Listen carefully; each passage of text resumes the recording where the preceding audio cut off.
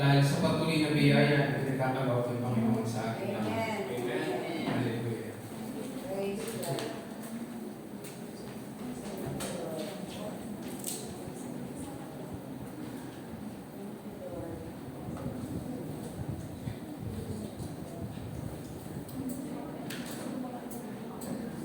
Okay, ang ating pong topic for this month of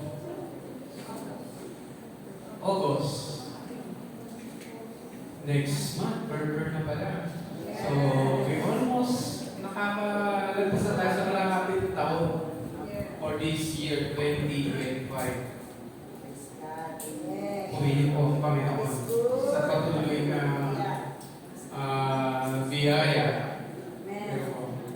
Nakaka-survive tayo. Yes. Yes. Amen. And then for this month of August, ang ating pong topic is about attributes of God. Kung last week ang preaching ni Pastora, siya po ang ating as a judge, tatay judge, kung tayo i-evaluate. Now, we will continue with the attributes of God. Okay, the attributes of God. So, for the month of August, yan po ang ating magiging topic. Ang ating pong unang tatalakayin is about Good Shepherd, omnipotent, omnipresence, omniscience, and the El Maniman. Which is, di ba, may name siya dahil, ito, El Maniman, which means, faithful God. Okay. Yan po ang ating tatalakayin. Omnipotent, omnipresence, omniscience, and then the faithful God. Okay.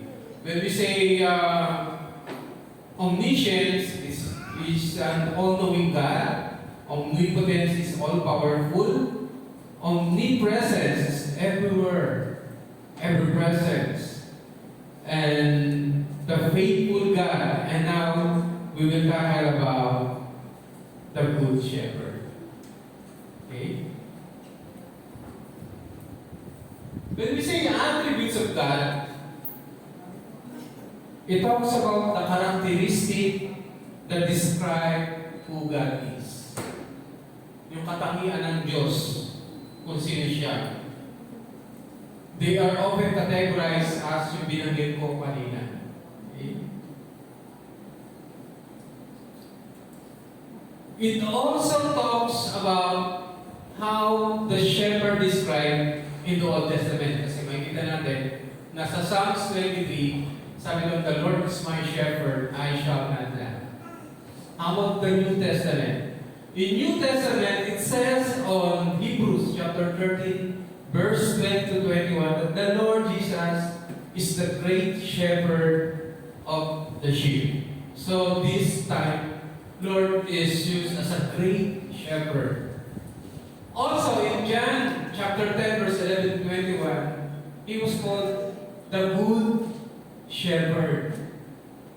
And also in 1 Peter chapter 5 verse 4, Jesus called here as a chief shepherd. Okay? So, pag-usapan natin ngayon yung pinagmulan sa Old Testament. The Lord is my shepherd. Kasi, alam niyo, yung Psalms 23, ang dami na itong gumamit eh. Gamit na gamit at marami sa mga bahay nyo nakadisplay. Psalms 23. Sa business, Psalms 23. Marami gumagamit ng Psalms 23. Hindi nila nakakalimutan nila yung the rest ng Psalms 23. Ang unang namin natatandaan ng lagi natin or ating kabisado is, the Lord is my shepherd, I shall not want. Hindi natin nag-discuss yung sumunod na mas lalong mas magpapatibay kung bakit siya tinawag na the Lord is my shepherd.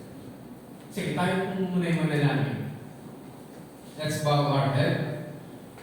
Panginoong Diyos, maraming salamat sa umaga nito, Panginoon. Pinupuri ka namin, pinapasalamatan sa lahat ng biyayang pinagkaloob niyo sa amin sa buong sanglinggo, Panginoon.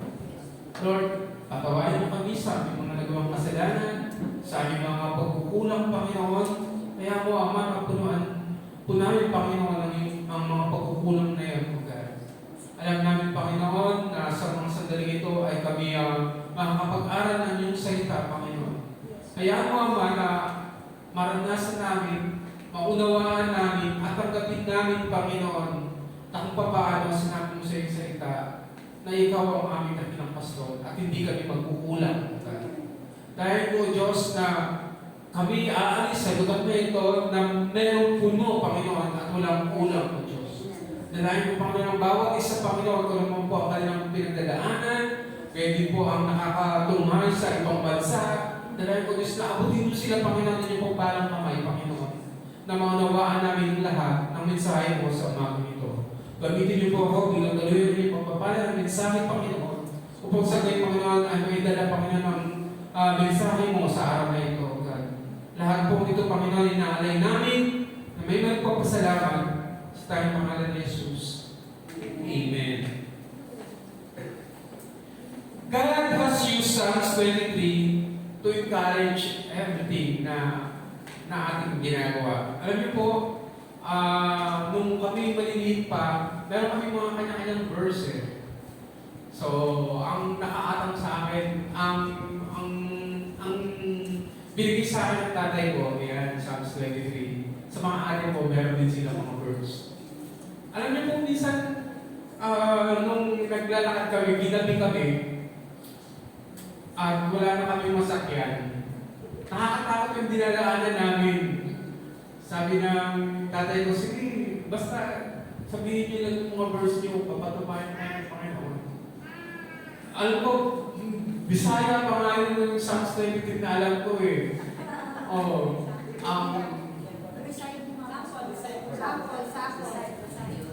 Hindi ka naman maalala. Pero parang, ang Ginoo, ang nagbalantay sa ako. Dili ako magkukulang. Pero parang gano'n, paulit-ulit lang. Hanggang sa makatitap sa bahay. Okay? So, follows na, alam niyo, pagka meron kayong life verse sa sarili niyo, magagamit niyo yan kung nasa man kayo. Pero pag wala kayong sandata. Okay? So, lahat tayo dapat meron gano'n. So, isa to sa mga paboritong verse na ating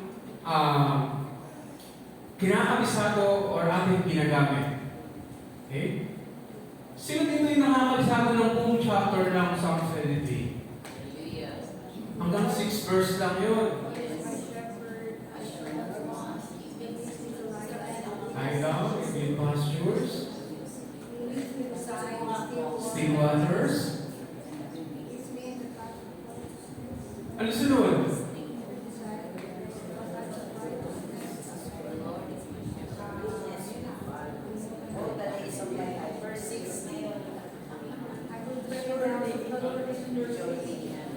Ano yung 3? Ano yung 3? Ano? He restored my soul. He leaded me to the path of righteousness. Number 4, mas kailangan natin. Though I walk through the valley with the shadow of death, I will fear no evil, for thou art with me. Okay? And then, thy rod and thy staff, they comfort me. Okay? Kadalasan, yung verse 4 ginagamit sa mga may service ng patay. Diba? Laging galit na galit yan. Ang akala nila, para sa patay yun. Pero hindi. Para sa buhay yun. Though I walk through the valley of the shadow of death. Buhay pa siya. Okay? Kaya may pinagdadaanan lang. In the shadow of death. And then number 5. He prepared the table before me in the presence of my enemies. Gawin mo yun. Pero prepare ka ng table, tapos sa harap ng kalaban mo, bakit? Okay? Tapos, diba, he anointed my head with oil. My cup runneth over.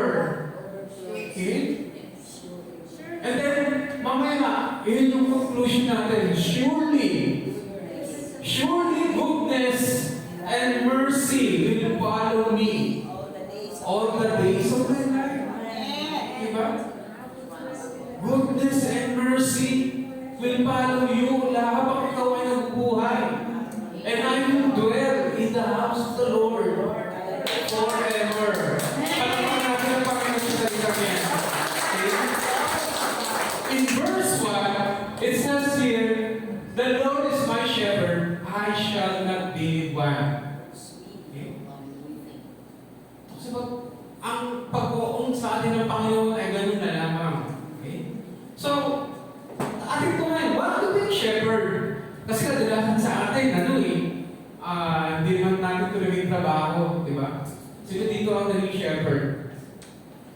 Yung shepherd na kayo sa mga aso nyo eh. Puro aso pusa. So, hindi nyo naranasan na magpastol. Okay. Ako naranasan ko magpastol ng mga 5 years old. Nasa probinsya pa kami. Buti na lang, kapunta kami sa Maynila.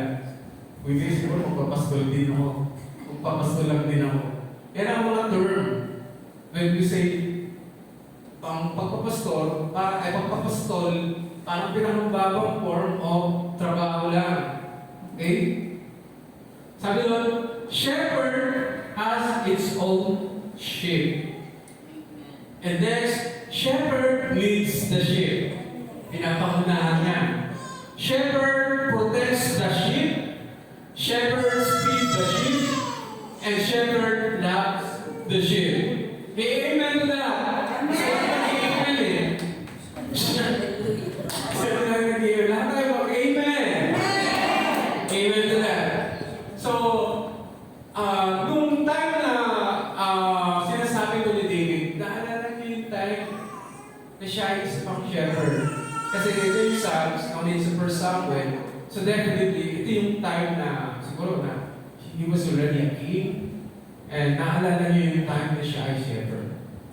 Yung time ng shepherd sa kadalasan sa atin, parang may compare din natin ito sa isang trabaho na pinakalis yung gagawa. Okay? Si David, siya yung bunso sa kanilang pamilya. So parang walang choice sa kanya magpupunta yung trabaho na yun. Parang sa bahay natin, di ba? Pag nag-utos ang nanay, yutusan ng ate, o yutusan ng kuya, na si bunso na lang kasi may ginagawa ko eh. So ipapasa kay bunso. So yung pinaka-list naman ng trabaho, nagpupunta lagi kay bunso. Parang sinasabi na, si ate, at si kuya, kukuha yan ng doktor, kukuha yan ng engineering, kukuha yan ng law. Si bunso, sige, pwede magpastor ka na. Ganun pa natin eh. Kasi hindi mabibigat. Okay? Pero hindi na naman bigat ang trabaho ng isang pastor. Kasi nasa bingit ng kamatayan yan eh. Pag may umano dun sa sheep na alaga niya, siyempre pagtatagod niya yun. Eh siyempre, kung mabigat ang kalaban, nasa bingit ka ng kamatayan. So, mahirap ang trabaho ng isang pastor. Okay? In verse 1, it says here, the Lord is my shepherd. So, kunin natin yung the Lord is my shepherd. Sa shepherd tayo. Okay? So, yun yung trabaho ng isang nagpapastor. Sa shepherd. Okay? Sabi doon, ang shepherd ay isang trabaho na kinakailangan mo ng lakas, talino, tapang. Kasi hindi basta ang trabaho ng isang shepherd.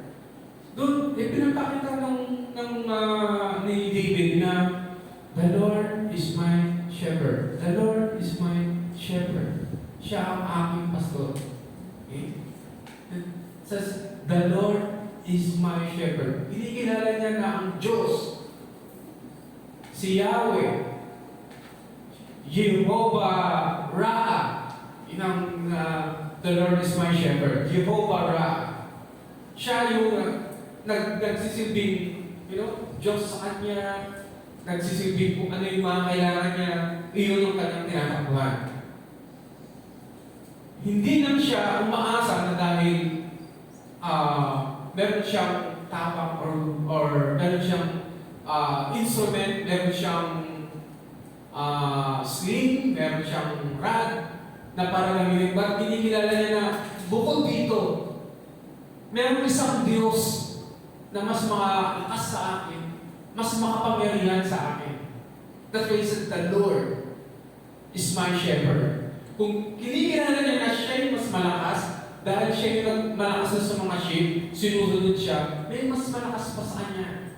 Okay? Ina-acknowledge niya that the Lord is my shepherd. The next is, he says, the Lord is my shepherd. Is my shepherd. My, there is a relative pronoun. You know? My, I, di ba? Hindi niya sinabi niya, the Lord is our shepherd. Sinabi niya, the Lord is my shepherd. He take it personal. Okay?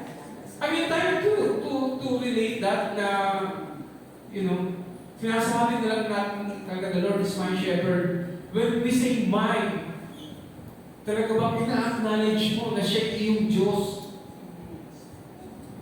Meron mga personal na relasyon sa Kanya. That's why sinabi mo, the Lord is my shepherd.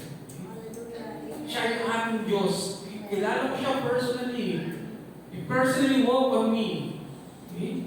In a world that, you know, right now, me, myself, I, ganun na nangyayari sa mundo ito. That's why, yung mga gadgets na natin, iPad, or iPhone, iMac, diba? I don't know. Ewan ko kung ganun din sa inyo. Parang online shopping lang na mine. Madali lang sabihin na, oh, mine yan. Okay. But dito yung pinapakilala at pinapakita ni King David na how is the Lord para sa kanya? Sino ang Diyos para sa kanya? Pero baka dito na sino ba itong tunay na Diyos na kinaalala kong isang pastor, na katulad ko isa rin pastor. Okay? There is something sentimental about the work of a shepherd. Okay? Nung time na si David, yung history sa Book of Samuel, nakikita natin na during that time, masyado na na-happy ang mga Israel. Okay? So, bilhin nyo, sa history na yun, makikita mo na talagang bunso pa rin talaga ang parang walang, dahil ang sabi doon, yung mga kuya niya, yun yung mga general. Bagay yun yung nasa battle niya, hindi sa huli, yun ang mga niya, main character niya. So, makikita natin doon na nung malaman niya ni Jesse, natusan niya si David, dali mo doon sa mga kuya mo, pagkain nila. So, doon niya nakita yung battle. Then nakita niya rin yung masyado na naapi ang mga Israel. At wala silang magawa. Okay? Doon, in conclusion, doon sa history na yun, makita natin kung gaano kabigat or gaano kahalaga ang ginampanan ng isang shepherd para matalo ang isang malaking kalaban nila. Okay? Ay kita natin doon na sabi ni Saul, sino ba itong kasi si Goliath, mga 9'9" yan pag tinignan natin sa Britannica, ang totoong height ni Goliath is mga 9'9". Ngayon si David, normal na lang, kabataan. So, pag sinabi natin normal ka mga kabataan, mga 5 feet na siguro ang pinakamataas. Yan, 5'5", 5'6". Pero hindi ganun kalaki compared sa 9'9". Okay? So, hindi mo kapaniwala si Saul na sa sinabi ni David na mapapatay ko nga ang lion mapapatay ko nga ang bear, yan makaya. Ganun. So, parang meron siyang self-confidence. But I do believe dapat kaya sinabi yun is pagkat alam niya na ang Diyos na kanyang pinagdilo. Kasi naapi siya naapi sila parang gano'n Sinasabi, ang pinag-usapan na nandito yung Diyos na nila Okay? Kaya hindi niya dapat yung pinagawa ng bahala. So, in the end, they will nag-succeed siya sa battle na yun. Okay? So makikita natin yung kahalagahan ng isang pastor. Ang malaki, although sinasabi natin na anong trabaho lang. But in the history of our Christian, Christian faith, a shepherd as a big part in leading our faith. Siguro kung sinisignify yan ngayon, yung mga pananampalataya na malaki na kinakalaban natin sa mga sandali ito.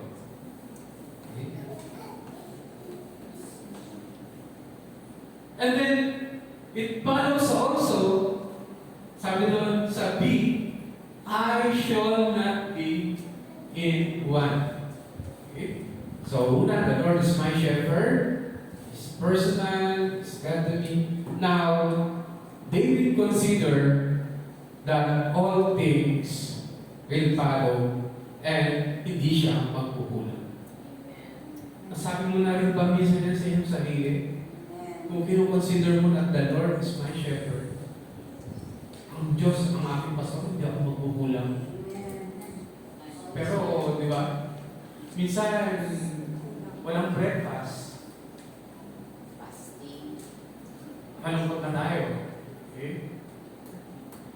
Minsan, may kulang lang tayo na gamit na hindi wala sa atin, masyado tayo uneasy. May kulang tayo na isang bagay na gusto natin na hindi natin makamit, nagagalit tayo. Pero sinasabi mo, the Lord's my shepherd, I shall not want. Diba? I mean, hindi ka magkukulang. Paano mo panindigan yun? The Lord is my shepherd, I shall not want. Says here, the Lord is, I shall not want. That's one of the logic of our faith. Okay? I shall not want.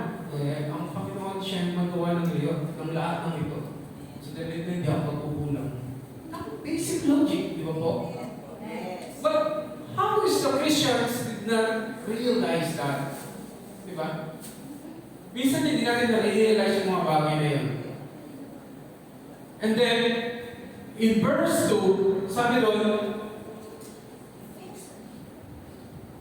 okay? Bago tayo pala dumating doon. Sabi dito, the praise I shall not want signifies a state of not lacking, not experiencing deficiency, or not being in need of anything essential. Yes. Okay? I don't know bakit hindi nag-reflect doon eh. Kaya dito ako tumitin. It's also a contentment and provision. It's not just about physical needs. Tandaan po natin yan. It's not just about physical need being met, but also about spiritual fulfillment, peace, and sense of completeness in God's care. Kasi di ba? Hindi ka lang magkaroon ng sakit sa isang taon. That's a big savings that you can do. Di ba? Malakas ka lang. Talagang provisions and blessings na yun sa Panginoon. And also, it's not a guarantee of material wealth. While the verse can imply material blessing, it's not a promise of riches or escape from all difficulties. It emphasizes the sufficiency of God's provision of what is truly essential. Kasi hindi naman talaga yun ang gusto ng Panginoon para sa iyo eh. May iba siyang gusto. That's why it says here, it's God's provision of what is truly essential na gusto mo lang. Para ba, it's need ang binibigay ng Panginoon, hindi yung wants mo. Diba? It happens. Okay? And then in verse 2, it says here, He makes me lie down in green pastures. He leads me beside quiet waters. We will concentrate here on He makes me lie down and He leads me. Alam mo yan, parang sumandal ka na, sumandal ako dito. Sasandal ako dahil alam ko sasabihin ako ng Panginoon. Kaya niyo yan. Ganun kapit ang gusto may parating dito. Na kaya mong mag-lie down na aalalayan ka ng Panginoon. Okay? And also, He leads me. me lie down in green pastures. When we talk about green pastures, it's a figurative meanings, abundance and provisions. In religious context, particularly within the Bible of Psalms 23, green pastures often symbolize a place of abundance where God provides for His followers' needs, ensuring they are well fed and cared of. Okay. Alam niyo, when we say green pastures, it talks about parang ginagamit natin, halimbawa, pag nagtatrabaho tayo, pag nag-apply tayo, oh, Jerry, go to the more green pastures. Ibig sabihin, pumunta ka doon sa isang lugar na merong mas mataas na pasweldo. Okay? Yun yung parang sinasabi nila na green pastures. God uses that green pastures also, yung ipinangako ng Panginoon. Okay? The promised land, it described as a green pastures. Gusto kayo, pag green pastures, kompleto. Okay? Lahat ng kailangan mo nandun. At hindi na uubos. Green pastures, talagang pag kumakain ng mga sheep, napakadami. Hindi nila mauubos yun. He makes me lie down in green pastures. And the good shepherd leads the sheep into rest. Okay? Ano kasi, ang sabi dito, kung bakit nililid ng pasture yung mga sheep into rest, is kasi ang mga sheep, hindi basta-basta nagre-rest yan kapag hindi sila gusto, binakikita sila danger, uneasy sila. Okay? So, hindi yan magre-rest kahit anong gawin mo. In religious context, particularly in Psalms 27, green pastures often symbolize a place of abundance when God provides for His followers' need, ensuring they are well fed and cared of. Hindi mo lang minsan ma-appreciate or ano yung green pastures na sinasabi sa ng Panginoon. It's because, baka hindi mo pa kayo nag-uusap ng ganun ka, no? Kaya hindi ko pa tinatanggap sa kayo sa trabaho. Okay? Kasi hinahanap ang kanya ng talagang green pastures. Okay? At para makapag-rest ka.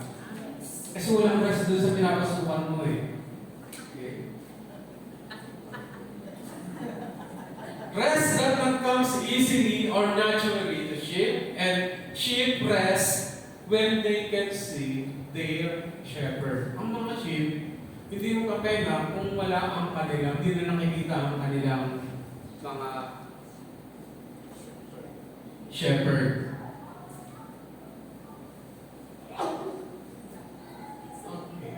And he leadeth me beside the still waters. Beside the still waters, because rest does not come easily or naturally to sheep. Sheep rest when they can see their shepherd. As we can see, the video nagiging ano lang sila, pag nakikita nila ang kanilang shepherd. Okay? And he leads on the still waters kasi ang mga sheep, hindi sila basta-basta umiinom dun sa mga makulong water. Halimbawa, yung maalon, may pools, gusto nila still waters. Okay? Tahimik. Kaya minsan nga, pinapahit na lang sila pagdating dun sa kanilang mga, kanilang mga kulungan para, kasi doon, rest sila. Hindi sila iinom ng ibig sabihin, God will lead you and God will give you rest and give you still waters na kailangan mo. Okay? Siguro, meron kang mga pinagdaanan lang or may problema ka, di ba? Minsan, balisang-balisa ka and hindi mo alam kung anong gagawin mo. But if you pray, makikita mo kasunod dun, yung sinasabi ng Panginoon still waters, magiging banayad ka, magiging maamo ka, or magiging tahimik ang iyong espiritu pagdating ng time na ibinigay mo na sa lahat sa Panginoon ang iyong mga problema.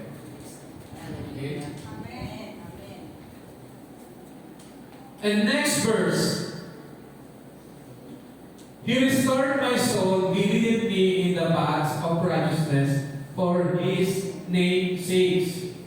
God restores me and you. Okay? Amen. Shepherd restores my soul and my path.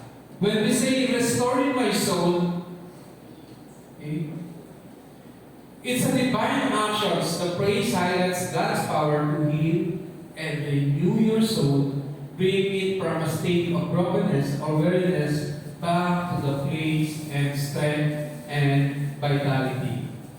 In the context of Psalms 23, God says here that God is depicted as a shepherd who leads his flock to green pastures and still waters, and ensuring their physical and spiritual needs are met. Okay?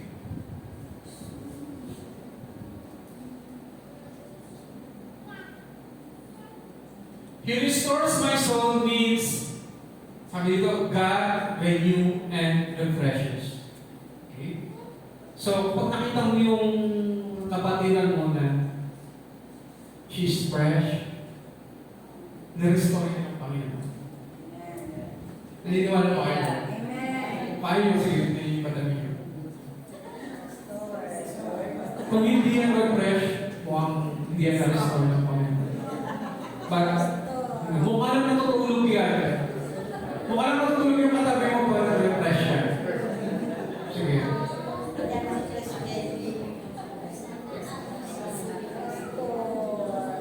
Doon ka natutulog, pero fresh na rin ang ating sarili. Tinignan tayo ng ating katabi. Okay? Naranasan niyo po ba ma-restores ng Panginoon? O konti ang nagsabi ng David. Okay? Naranasan niyo po ba na ma-restore? Yan, so marami natin yan. So, all of us ay naranasan natin ma-restore ng Panginoon. At kapag na-restore tayo ng Panginoon, ibang klaseng refresh ang ating nararamdaman. Yung totoo na, you know, parang hindi ka nagkasakit, parang hindi ka na ang magbigay ng problema, parang hindi ka na matayan, parang hindi ka na, fresh ka pa rin. Okay? Ganun ang pinapakita ng Bible. Paths of righteousness. Restoration of the soul. The soul, in this context, refers to the deepest part of a person, encompassing their spirit, emotions, and innermost being. Pati yung ating innermost nare-restore. Okay? Pag sinabi natin restoration of the soul. Okay? Restoration also of the soul, in essence, is a powerful expression of faith, acknowledging God's role as the ultimate source of healing, renewal, and peace for the human spirit. Napaganda yung statement to. Okay? It's a powerful expression of faith. Kasi nararamdaman mo sa iyong pananampalataya na talagang pinagaling ka ng Panginoon. Pinalakas ka ng Panginoon. Siya ang nagpagaling sa akin, wala nang iba. And sabi doon sa verse 3, for His name sake. Diba? He leads me in the path of righteousness for His name's sake, and He leadeth me in the path of righteousness. This guidance is a demonstration of God's goodness and faithfulness to us, and it enables believers to live away that honors Him. Okay? So the first three verses, King David was talking about God. And then the next three verses, King David talking to God. Okay, tingnan natin yung next.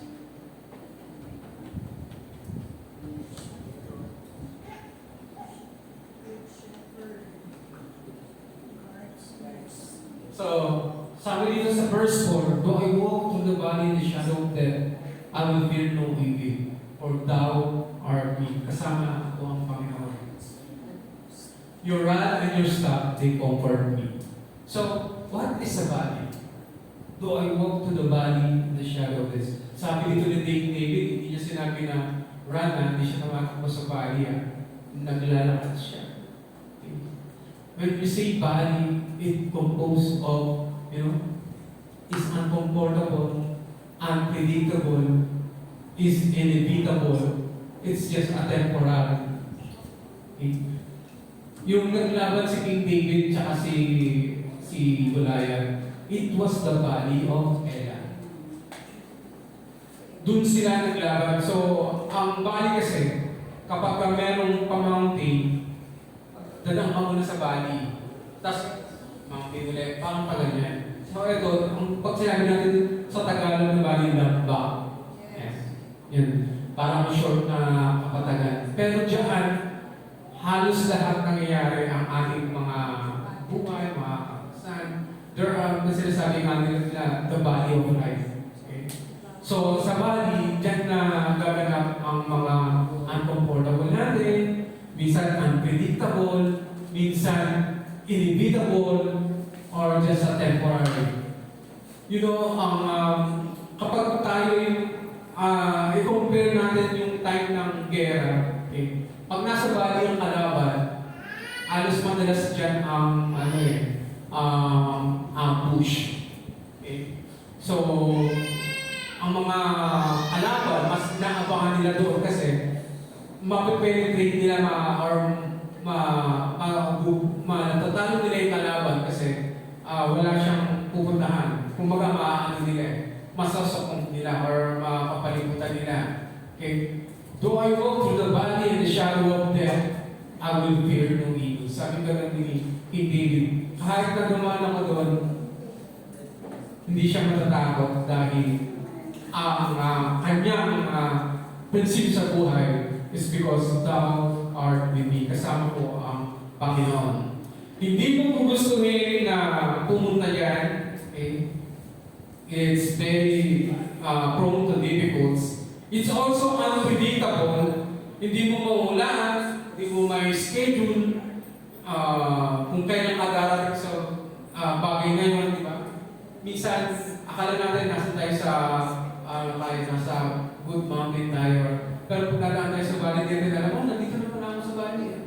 Bigla ka nagkaroon ng sakit, bigla ka nagkaroon ng may kahirapan, problema. Then that's the time kung masasabi mo I'm in the valley.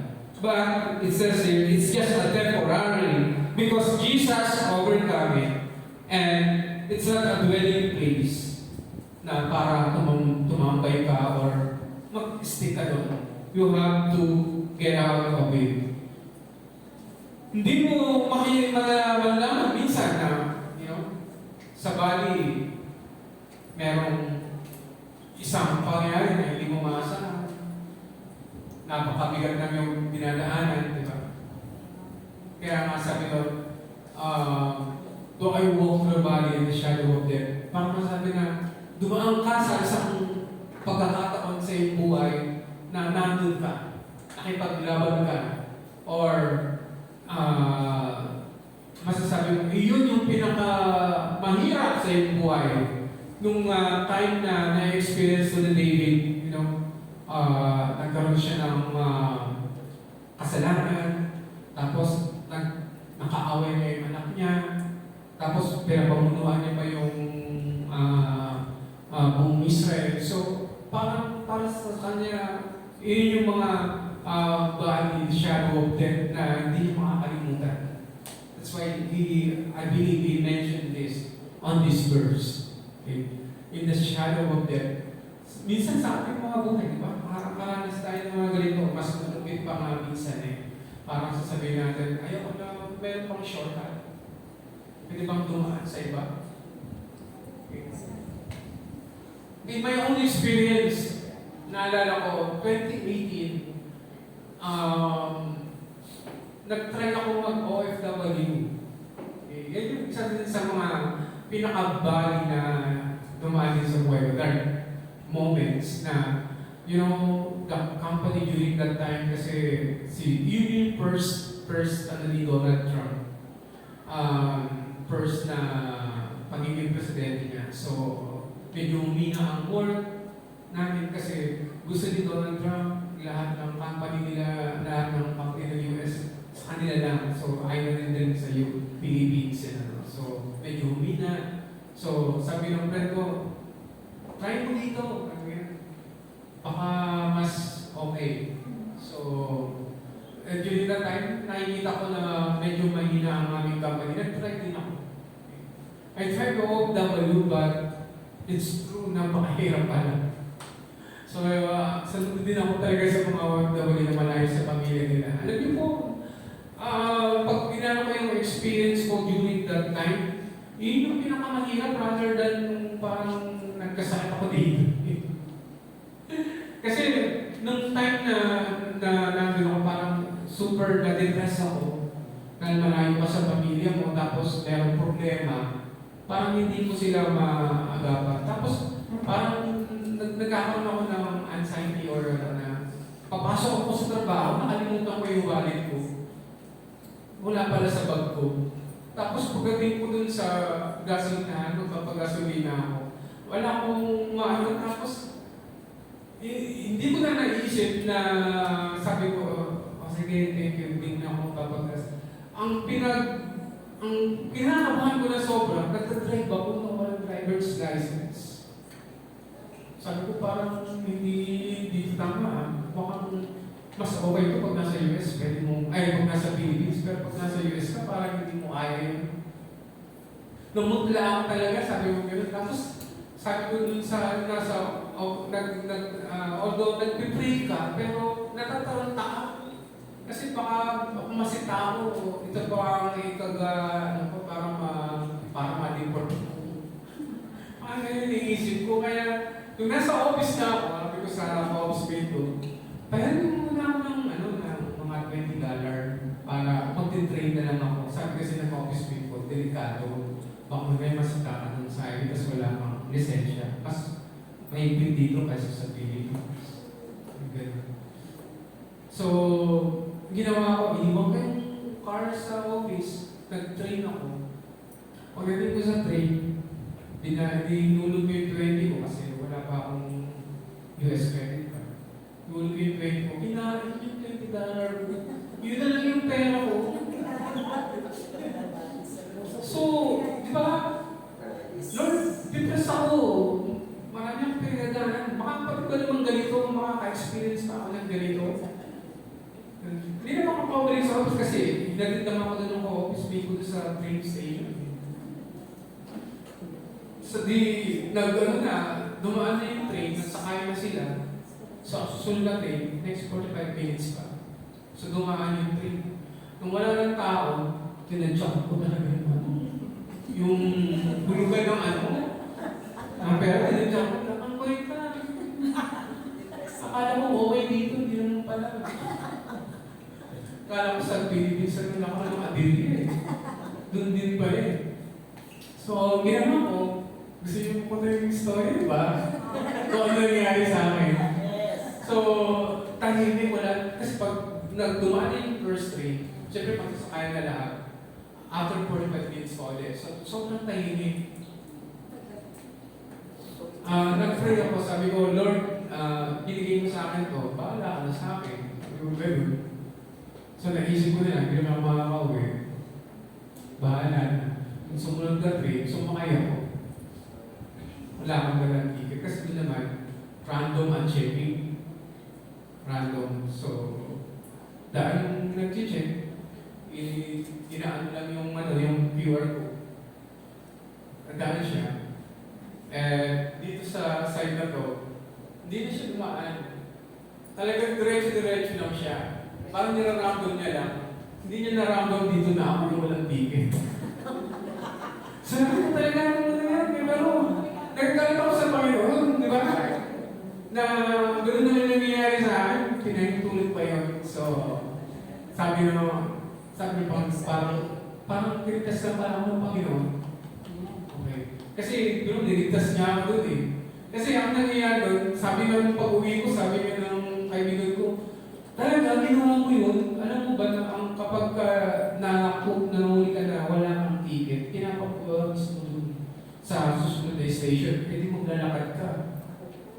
Napakahirap. Gabi pa rin, last train na yun. So, sinabi ko, inisip ko nga rin, sabi ko, pero siguro yun lang din ang ano sa akin. Palubag ng loob ng Panginoon sa akin. Naniligtas niya ako sa bagay na yun. So, tapos pagkatapos nun, meron pa ang gusto rin na pagdating sa bahay, tatawag si Renzi sa akin na Dad, yung kasi may problema sa dahil hindi niya na, kumbaga, nagkaroon pa kami ng panibagong mas mabigat na problema. Dahil yung namin, kami, parang minatutri kami, mga ganun. So, sabi ko, wala na talaga, hindi ito ang sa akin, kailangan ko talaga umuwi. Dahil sabi niya, hindi ko kaya ito, yung ganun, ikaw na ba dito, napauwi talaga ako. So, that was a dark moment, maraming experience na darating sa ating buhay, na maintindihan natin na kaya pala pinapunta ako ng Panginoon to the valley of that project is because may mga sumunod, madali na lang sa akin. Pagdating ko rito, nagkaroon ng COVID, tapos nagkaroon ako ng sakit, na operate ako. So, parang pinakita sa akin na, buti na lang dito ka dinala. Rather than doon, dahil kung doon, mas mahirap, baka hindi na value, then na lang talaga ako papapala ko. Okay. So marami sa atin, marami sa atin mga may experience, dumaan tayo sa mga ganyan bagay. Value din. Parang sinasabi dito ni David, parang kinikwento niya na dumaan ako sa ganyan na papatayin ako ng anak ko. Tapos maraming may gustong pumatay sa akin, maraming problema, nagkaroon kami ng ni Bathsheba. So, napakaganda ng problema na dumarating sa atin. Pag binabasa natin yung Psalms 23 at hindi tayo nakarating dun sa verse 4, parang kulang yung verse 1 na parang patunay na totoo ang sinasabi ng Panginoon at the Lord is my shepherd, I shall not want. Diba? Kasi nandun sa mga crucial na yan yung ating kailangan na patunay na totoo ang Diyos at tunay ang Diyos at totoo ang Panginoon. Siya ang ating pastor. Balakan natin ang Panginoon. In verse 5, pero bago natin yun, ito muna sabi sa Psalms, sinabi pa rin ito ni King David, even though you are passing through the valley of weeping, it will become a place of refreshing. Okay. So, tandaan natin na merong time of refreshing kapag tayo dumaan sa mga bagay na yan. Let the nations be roused, let them advance into the valley of Jehoshaphat, for there I will sit to judge all the nations on every side. Joel chapter 3 verse 12. Kalimutan ko sabihin mo. Ito pala yung time na,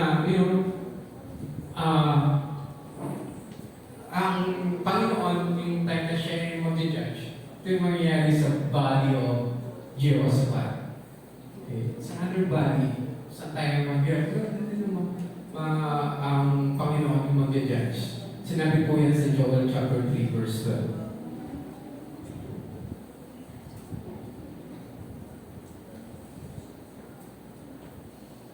And karugtong 23 verse 4, sabi doon, you are with me, your rod and your staff, they comfort me. Okay?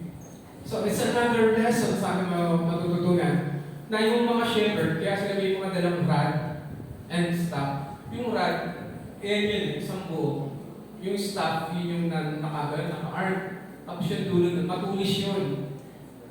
Kasi ang purpose pala nun is kapag nawawa, pwede niyang sibatin ang mga leon or sibatin yung mga gusto kumuha sa mga sheep. Okay. Kaya pag nakita na ng sheep yung kanyang shepherd, medyo kalmado na siya. Dahil alam niya, safe siya. Okay? And also, kailangan niyo yun kasi pag marami yung sheep, hindi nakikita ng ibang sheep yung shepherd eh. Pero pag nakita niya kahit yung tungkod lang na mataas, nakikisin siya. Yes. And then also yung shock, kaya may ganun daw. Kasi yun yung pang para sa mga titigas na ulo, pangkalawis sa titigas na ulo na sheep. Baba. Ito yung daan natin, merong lumiliko. Kakalawitin niya yun para dumiretso. You know, nakaka-relate ba kayo? Na minsan, spray kayo, pero kakalawitin kayo ng Panginoon para mapunta kayo sa right direction. Kasi likas na matigas ang ulo ng mga sheep eh. Okay? Ang mga sheep prone sa ang sheep prone sa yung ayaw nila ng mga langaw kasi pumapasok yan sa kanilang mga utak sa mga sheep. Pagka pumasok sa yung langaw sa ano nila, masyadong makati o masyadong uneasy. Kasi may makikita kayo ng mga sheep na naguntugan. Kasi masyadong yung ulo na minsan na inuuntog nila yan sa mga matitigas na bagay, sa puno, sa pader. Kasi na yung napasok na kaya dapat talagang bantayan. Okay? Bantayan ng shepherd. But the most figuratively, yun yung staff. Pag matigas ang ulo. Okay? Kasi mga Kristyano talagang pag-iambing natin. Kakalawitin tayo ng Panginoon kapag matigas ang ulo natin. Ibabalik tayo naman na tayo naman yun.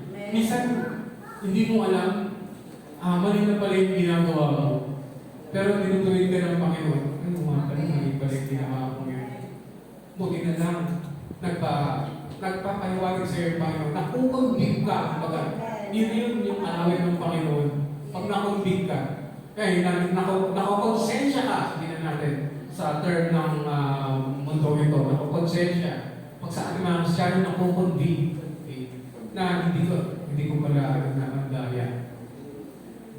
Ibig sabihin kinakalat ng Panginoon.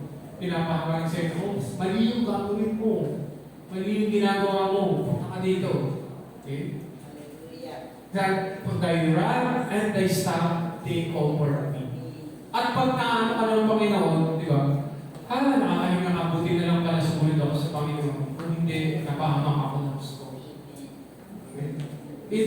It comes, or it really applicable. Pag binasa natin yung The Lord is my shepherd, napakatotoo sa buhay.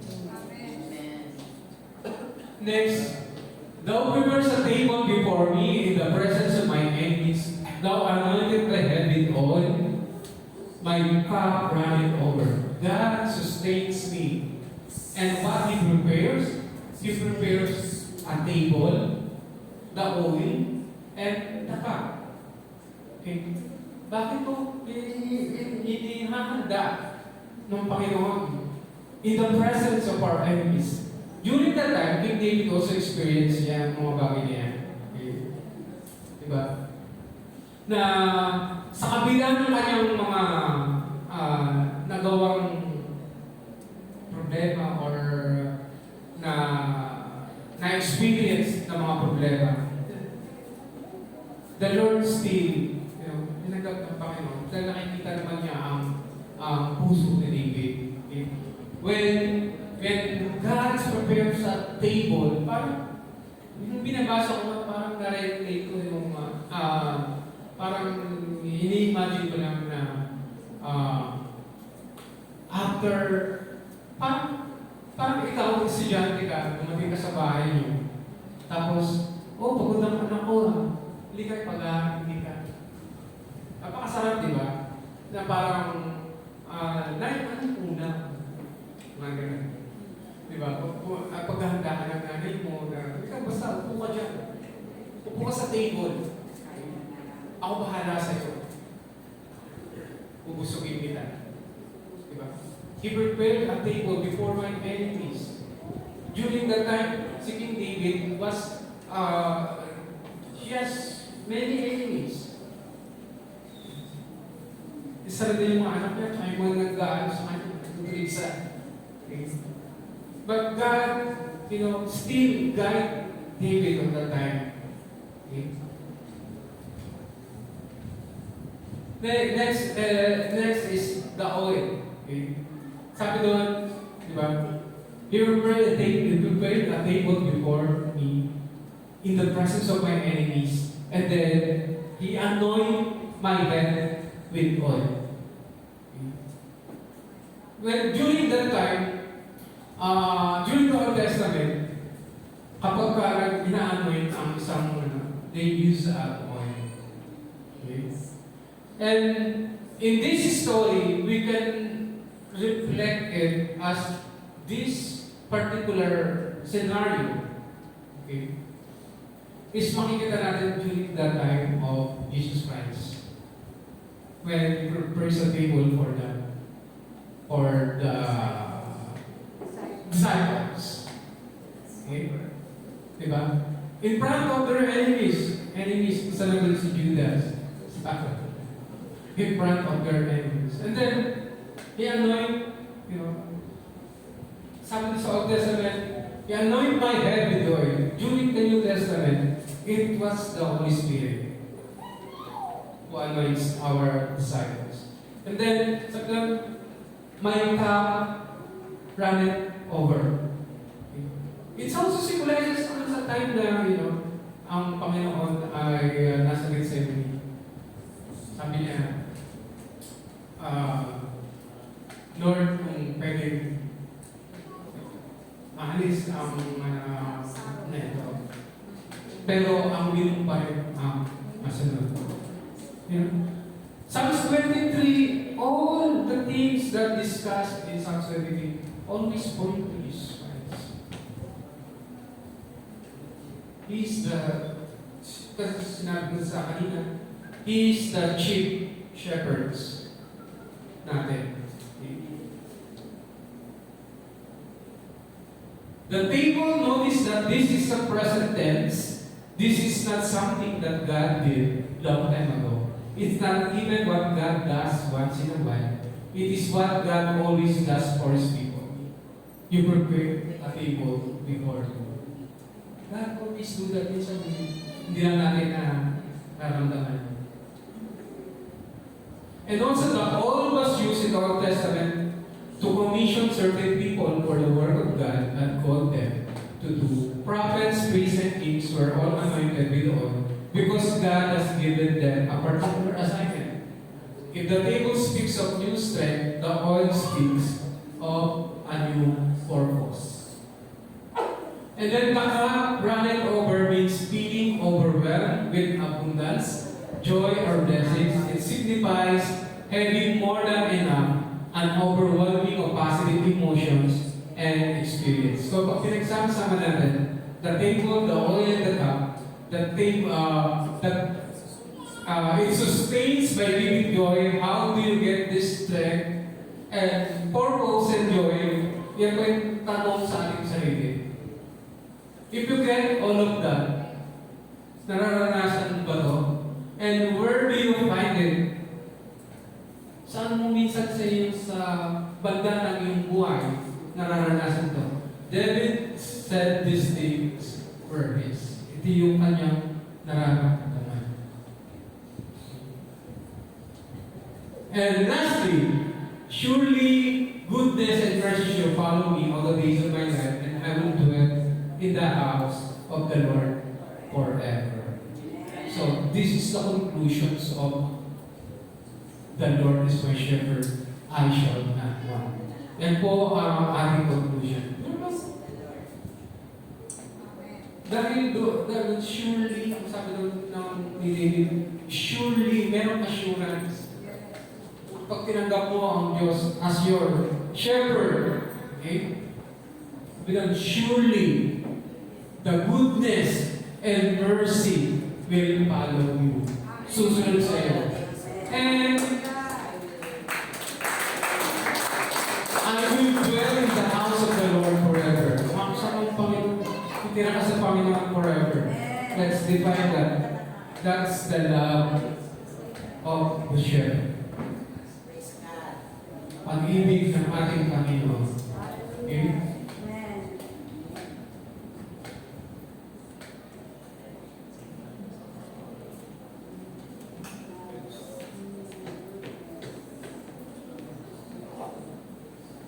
When we say goodness, in Hebrew, goodness is tov. It's a common word meaning good or goodness in general sense, encompassing ideas of pleasantness and beauty. Encompassing, ibig sabihin mas mataas pa siya doon. Okay? And then, in mercy naman, the Hebrew word for mercy is rakam, translated as mercy or compassion. The concept of mercy in Hebrew also signifies covenant, loyalty, and steadfast love.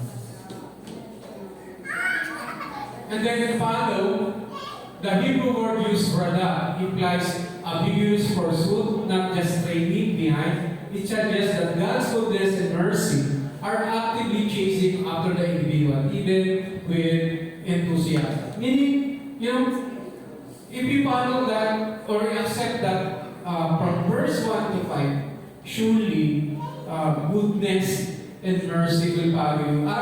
Hindi lang siya sinasabi yung sinabi niya na follow. It's more than follow. It will chase you. Talagang yun magiging magiging kahinan. It will chase you. Wala na iba. Okay? Yun ang magiging kahinan. Even with enthusiasm. Kahit enthusiastic ka pa. Talagang yun ang magiging direction niya. Okay? So,